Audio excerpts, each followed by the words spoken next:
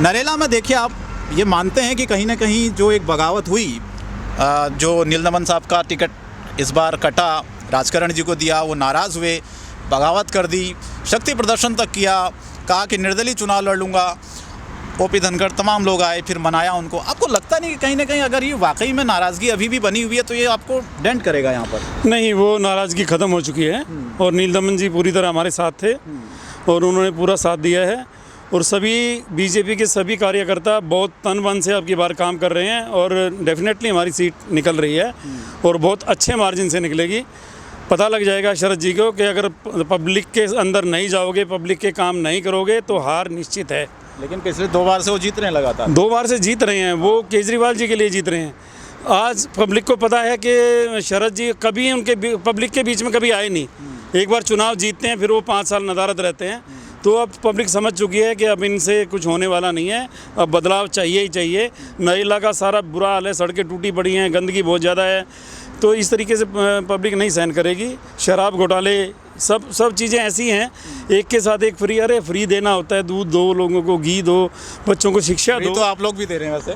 नहीं, शराब नहीं दे रहे, शराब की बात कर रहा हूँ। जो शराब एक बोतल के साथ एक फ्री बांट रहे थे, क्या ये नैतिकता है? क्या एक मुख्यमंत्री ऐसा काम करेगा? ये बड़ी शर्म की बात है। देखिए, ये आरोप प्रत्यारोप तो सब लगाते ही रहते हैं, लेकिन सच्चाई ये है कि केजरीवाल 4 दिन पहले ही हार मान चुके हैं। अगर वो हार नहीं मानते तो ईवीएम पे वो सवाल नहीं उठाते। वो हार मान चुके हैं, इसलिए उन्होंने पहले ही ईवीएम पे सवाल उठाना शुरू कर दिया। उनको पता है उनकी हार निश्चित है और भाजपा अब की बार सरकार बना रही है और बहुत दमखम के साथ बना रही है। लेकिन खत्री साहब, ये बताइए कि आपने ये कहा कि भाजपा सरकार बना रही है, पिछले 3 दशक के आसपास वक्त हो गया है, आप दिल्ली की सत्ता से बाहर हैं, आपके पास मौका था 2015 में, 2020 में, आप वो करिश्मा नहीं कर पाए, उस वक्त भी आपने दावा किया।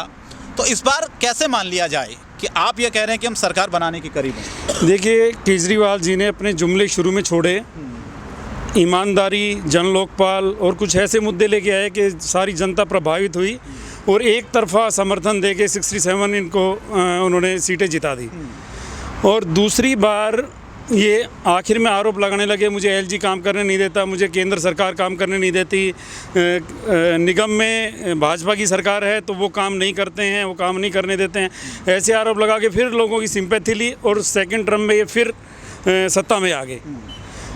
सत्ता में आने के बाद फिर भी काम नहीं हुए तो जनता दिल्ली की बहुत समझदार है। जनता ने सोचा कि भाई अब इनको निगम में भी बना दो अब की बार, और निगम में भी इन्हीं को समर्थन दे दिया।